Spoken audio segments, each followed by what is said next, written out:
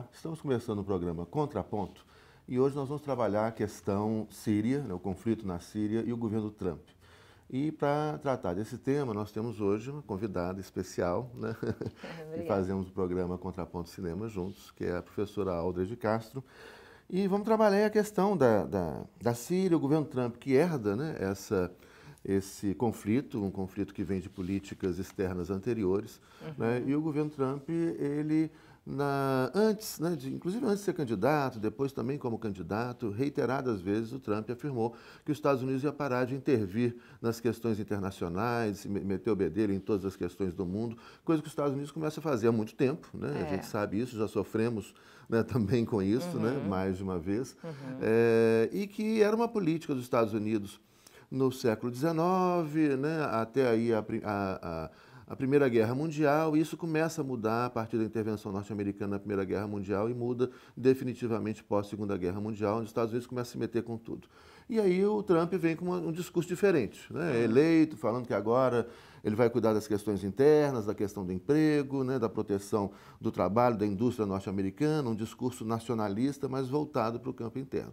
Entretanto, parece que, e também eu acho que já era de se esperar isso, parece que o presidente norte-americano, é claro que não tem tanta autonomia para fazer tudo o que quer, né? Uma máquina pesada, complexa, um poder muito grande, e ele tem que ir cedendo também a pressões que vêm de vários campos, do Pentágono, das Forças Armadas, interesses econômicos diversos, etc. E aí o Trump, então, de repente, começa ou volta, né, ou mantém, né, essas intervenções norte-americanas. Isso. Pois é, Aldred. Então, aí, como é que você vê isso, né? A postura do Trump, ele volta, ele dá essa guinada, quando vem aquele bombardeio, né, horroroso, 2 navios norte-americanos que mandam, foram 59 mísseis Tomahawk em uma base aérea militar síria. Shairat, isso. Assim, eu acho que é importante a gente colocar a questão ideológica, né, primeiro, a gente tentar entender, assim, como descortinar, se há possibilidade da gente conseguir descortinar, né, uma ideologia de poder que é colocada ali pra gente, não é isso? Então, na verdade, a ideia é assim, será que há um pano de fundo nisso aí? Será que o que existe hoje é uma política humanitária dos Estados Unidos, né, despolitizada, com a intenção de levar todo o bem e de libertar o povo sírio das mãos de um ditador horrível como o Bashar al-Assad? Como aconteceu antes em outros lugares, né? Afeganistão, no Iraque, por né? exemplo, né? A gente pode lembrar aí do Iraque, ou seja, foram danos causados a cerca de 21 milhões de vidas no Iraque, com esta política, né? Uma política, a princípio, libertadora que vem a causar, vem a destruir um país. Então, hoje, a gente vê o Trump, ou seja, o Trump ele foi eleito com essa política isolacionista, vamos dizer assim, né? Posso dizer isso? Isolacionista, talvez? Sim, acho a que sim. ideia inclusive, ele constrói o muro, Isso, né? Vai construir o muro do México. Isso, e ele vem cumprindo com a sua promessa, né? Então, em janeiro agora, foi anunciado pelo Pentágono, foi determinado pelo Pentágono, foi determinada a construção do muro de Trump, isso foi publicado no El País. O El País também, em janeiro agora de 2007, publicou que o Trump, ele, através de um decreto, ele proibiu por 90 dias a entrada de imigrantes e refugiados de todo o mundo. Na verdade, ele citou 6 países que foram Iêmen, Líbia, Síria, Irã, Iraque e mais um outro. Tem mais, pois gente. Somália. Acho que sim. Pois então, não sei se a gente falou o Iêmen, mas o Iêmen também. Então aí, todos esses países eles foram proibidos de entrar nos Estados Unidos. Refugiados desses países, imigrantes desses países. Então, ou seja, ele está cumprindo com as promessas dele de isolamento, né? Aí... Além das políticas de expulsão de estrangeiros, né? O que virou também um horror nos Estados Unidos, a quantidade de pessoas que começaram a ser mandadas embora, né? Mandadas embora e também latino-americanos, inclusive, né? A população hispânica, isso vira um horror, né? Dessa perseguição ao estrangeiro, né? Isso, exatamente. Bom, aí, então a gente tem essa política de isolamento, né, construção de muros e tal, enfim. E aí, chega em abril, o que acontece? Para a gente poder trazer aí agora o que está acontecendo recentemente na Síria, né? Chega em abril, tem um ataque químico, no inicinho de abril, aconteceu um ataque químico em Khan Sheikhoun, na província de Idlib, que é no noroeste da Síria, e nesse ataque químico dezenas de pessoas morreram, tá? Então, logo depois, mais ou menos uma semana ou 10 dias depois, os Estados Unidos, foi o que você falou no início do programa, os Estados Unidos foram lá e dispararam, eles têm uma base no Mediterrâneo, eles dispararam de lá 59 mísseis Tomahawk para essa base militar do Bashar al-Assad. E lá, o que aconteceu? Eles, mais ou menos, se não me engano, 9 pessoas morreram, dentre elas crianças, uma ou duas crianças também. Isso foi uma retaliação porque supostamente o governo Bashar al-Assad tinha matado pessoas. Isso. Então, o Trump ele foi para o jornal, né? E no jornal, o que se passou? Aí a gente vem com a questão ideológica. O que se passou nos jornais de todo o mundo? Então, o discurso dele foi: nós temos que proteger, nenhum filho de Deus merece o que Bashar al-Assad está fazendo. Então, isso é questão de segurança nacional dos Estados Unidos, a gente mandar esses mísseis e tal. O Bashar al-Assad, ele foi à imprensa logo depois e falou: olha, quem fez isso não fui eu, esse ataque químico não foi meu, esse ataque químico foi dos Estados Unidos, para poder justificar o que ele fez alguns poucos dias depois, que foi atacar uma base aérea minha. Então, a gente vem com a questão ideológica, por quê? Porque o que será que está por trás disso tudo? É a política despolitizada e humanitária dos Estados Unidos, né? Tentando libertar o povo sírio das mãos deste horrível ditador? Como eles fizeram antes com relação ao Saddam Hussein, né? Exatamente. E o interessante é que uma parcela até significativa da população norte-americana acredita nessa justificativa que não cola mais, né? E também como você tem episódios na história da humanidade, na história do século XX, vários episódios, de como muitas vezes atentados que eram forjados, esse ataque com armas químicas, né?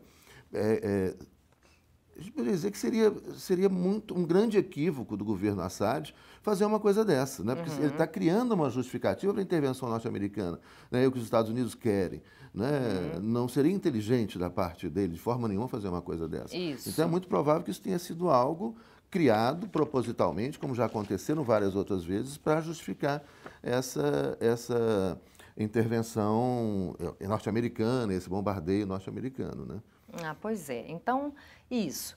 Então, aí, quando a gente vai procurar, né, assim, será que realmente... Qual é o pano de fundo disso tudo, né? Tem e ele existe por onde ele passa. Sim. Então, a gente chega... E a gente também não sabe se é só isso, né? Mas que a gente sabe que tem, né? Então, foi feito um memorando de entendimento em 2012 a respeito de um oleoduto. E esse oleoduto, ele seria do Qatar. Então, o que aconteceu? O Qatar ele teria um oleoduto somente para ele. E eu acho que aí você podia até entrar com a questão da Rússia, falar um pouquinho antes, para a gente falar disso depois. Mas vamos deixar isso para o segundo bloco, então. Sim, vamos fazer um pequeno intervalo, 2 minutinhos, daqui a pouquinho a gente está de volta.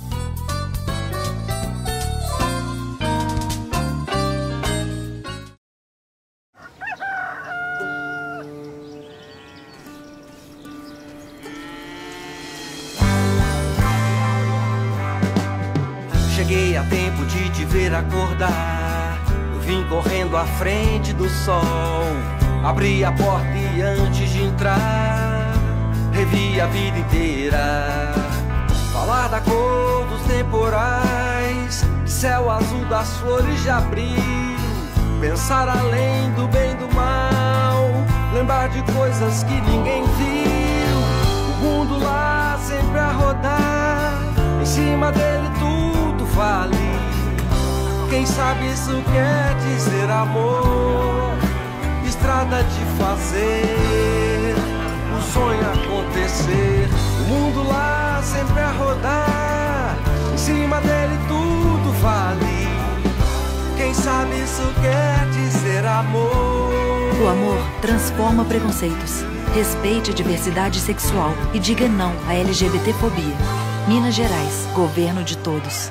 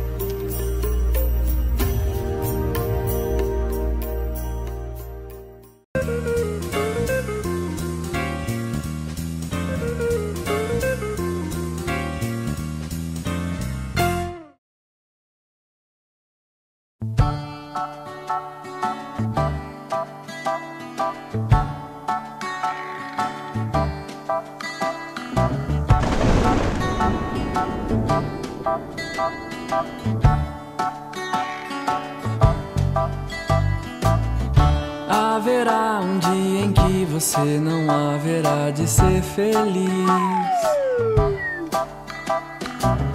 sem tirar o ar, sem se mexer, sem desejar como antes sempre quis. Você vai rir sem perceber, felicidade é só questão de ser. Quando chover, deixa molhar, pra receber o sol quando voltar. Lembrará os dias que você deixou passar sem ver a luz.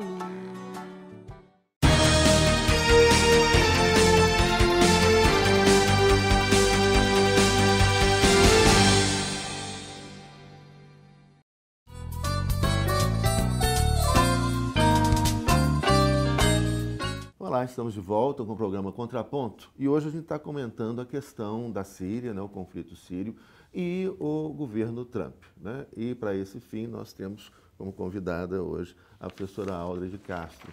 E nós estávamos comentando no primeiro bloco do programa justamente isso. A questão, falamos um pouco a respeito do governo Trump, né, da promessa que ele fez de parar com essas intervenções dos Estados Unidos no mundo inteiro, de cuidar das questões internas, etc. E depois como que a máquina, essa máquina poderosa, essa máquina de guerra, né, norte-americana, que tem um orçamento aí superior a 600 bilhões de dólares, né, ela não vai deixar, obviamente, que esses conflitos, essas intervenções parem, porque disso depende o lucro dessa enorme máquina de guerra que tem um orçamento, o maior orçamento militar do planeta, né, disparado em orçamento. Só o orçamento militar norte-americano é superior ao orçamento público da grande maioria dos estados do planeta, né, inclusive do Brasil.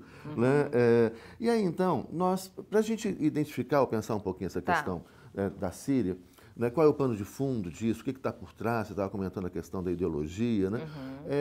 É fundamental a gente ver ou voltar aí essa tensão, né, entre Rússia e Estados Unidos, uma tensão histórica, né, que volta, ou que vem desde a época da tensão União Soviética e Estados Unidos, né, Moscou, Washington, mas inserido dentro de uma outra realidade, né, onde, por exemplo, é importante lembrar isso, inclusive para entender o que acontece hoje na América Latina, no Brasil, né, em boa parte do mundo, né, um momento onde se forma um bloco, né, o BRICS, Brasil, Rússia, Índia, China e África do Sul, né, e esse bloco começa a ganhar protagonismo internacional na política, na economia, um crescimento econômico muito grande, inclusive um crescimento econômico do Brasil muito grande, e Europa e Estados Unidos, né, principalmente, reage a esse protagonismo dos BRICS. E começa, então, a desestabilizar os governos dos BRICS. Então, você tem um ataque à Bolsa de Valores da China, né, tem a questão da Ucrânia para desafiar a Rússia, né, a desestabilização da região, do Brasil, da democracia brasileira e etc. E entra a questão síria, que é uma área de influência russa histórica, né, e uma aliança histórica entre o governo sírio, né, e os governos norte-americanos. Então, e aí então entram outras questões que vêm também nessa esteira, questões bem objetivas, né, entre elas aí a questão do oleoduto, do Catar e etc. Como é que você vê aí essa questão hoje e como é que você acha que vai ser o desdobramento disso aí? Pois é. Então aqui, foi em 30 de agosto de 2013, né, que o The Guardian, o jornal The Guardian, ele publicou essa questão relativa ao memorando de entendimento que foi feito para que o Catar tivesse um oleoduto, e esse oleoduto ele ia passar pela Arábia Saudita, pela Síria e abastecer o mercado europeu. E ele ia excluir a Rússia, tá? Então, diante dessa situação, o que a gente tem hoje, né? A gente tem a Síria não deixando, a Rússia apoiando a Síria para não deixar esse oleoduto acontecer. Ao mesmo tempo... Que prejudica diretamente os interesses russos e fornecimento de óleo da Rússia para a Europa. Isso mesmo, isso mesmo. Ao mesmo tempo, então, o que acontece? A gente tem os Estados Unidos apoiando a Arábia Saudita e o Catar, inclusive, porque eu acho que a gente tem que parar para poder pensar assim, nesse conflito da Síria, de onde vem esse tanto de arma, né? Todo esse armamento que é fornecido, seja para o Estado Islâmico, né? Seja para os outros, né? Que estão ali contra o governo, né? Então, assim, todos esses rebeldes islâmicos, vamos dizer assim, né? Rebeldes muçulmanos, de onde vem tanto armamento assim? Então, diante dessa explicação aqui, eu acho que tem um sentido sim, ou seja, os Estados Unidos, Washington, fornece armas para quem? Para o Estado Islâmico. Olha isso, não é possível, né? É um jogo mas muito sim, sujo, né? Porque o Washington, os Estados Unidos combate o Estado Islâmico no Iraque, mas apoia ou conta com o Estado Islâmico, incentiva e fornece armas na Síria. Né? Então é um jogo sujo. Muito. E que também não é novidade, né? Eles já fizeram isso no Afeganistão, no Iraque, etc. Isso mesmo. E enquanto isso, a Rússia fornece o armamento para o Bashar al-Assad e para o Irã. Então aí acontece. Só voltando um pouquinho na questão do Estado Islâmico, eu acho importante a gente colocar isso aqui, né? Porque quando foi em 2000, como que surgiu, né, o Estado Islâmico? Né? Em 2011, os protestos, foram uma série de protestos que aconteceram em Damasco, na Síria, e destes protestos veio uma oposição militar muito grande. Então ali começou, em 2012, que realmente assim, que a ONU falou, olha, isso aqui é uma guerra civil, tá? Então aí agora a gente tem a proteção humanitária, a proteção dos direitos humanitários internacionais, etc. E ali, diante do caos que aconteceu a partir de então, dos protestos e de toda a guerra que se instalou ali, é que esse grupo que foi autoproclamado Estado Islâmico começou a reivindicar os territórios na região.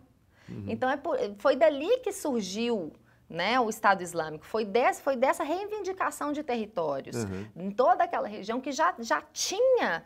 Olha o nível do conflito, porque a gente fala, bom, quem está ali? Nós temos os rebeldes islâmicos, os rebeldes muçulmanos contra o governo de Bashar al-Assad e temos também o Estado Islâmico. Então, é todo mundo um contra o outro ali. Então, são três fontes, né, de briga, vamos dizer assim.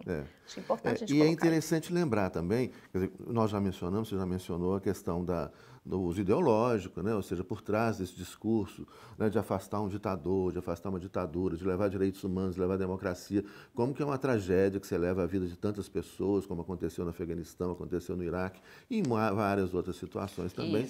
E também lembrar que faz parte de uma estratégia nova, né, da norte-americana, da CIA, né, do incentivo e o direcionamento dessas manifestações públicas. Né? Tem uma entrevista muito interessante, um documentário muito interessante sobre como que essas intervenções feitas, né, pela CIA, pelos Estados Unidos, né, elas passam, por exemplo, não só pelo incentivo a determinadas manifestações, contra supostamente governos corruptos, e aí uma busca de desestabilização, né, desse governo, a desestabilização da região, né, e com isso, então, depois colocar os interesses norte-americanos ali, ou colocar um governo pró-norte-americano ali, né, ou como muitas vezes você pega manifestações que surgem, né, em uma determinada região, se pegar a Primavera Árabe, né? O que aconteceu no Egito, aconteceu na Tunísia, depois vem a Líbia, depois vem a Síria. Isso aconteceu também em Emirados Árabes, Iêmen também aconteceram manifestações em menor escala, né? Também Marrocos, Argélia. Mas como que tem muitas vezes essas manifestações, como o caso, por exemplo, do Egito, a Primavera Árabe, e